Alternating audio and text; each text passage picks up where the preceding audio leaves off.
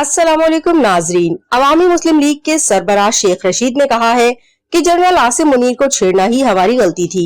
इदारों के बगैर ये मुल्क नहीं चल सकता, इसलिए सियासतदान और इदारों को साथ मिलकर चलना चाहिए। जुमे की शाम निजी टीवी को इंटरव्यू के दौरान उन्होंने कहा कि जब सियासतदान की इदारे से लड़ाई होती है तो हमेशा इदारा ही जीतता है।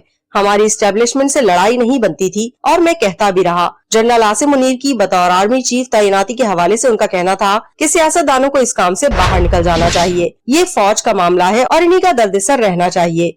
हमें इससे दूर रहना चाहिए। हमने खुद को इस काम में मुलविस करके गलती की।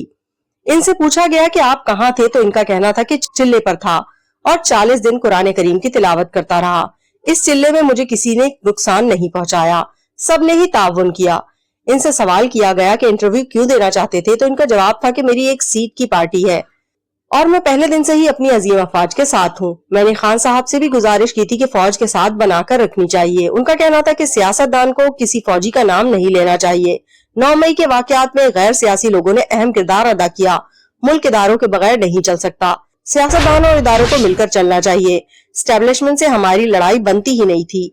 इमरान खान की तरफ से फौज से मुज़ाकरात करने वाले तीनों शख्सियात ने अपनी जमात बना ली। इमरान खान को फौज के साथ मुज़ाकरात का हिस्सा बनने के लिए कहा, लेकिन उन्होंने दोनों मर्तबा मना कर दिया।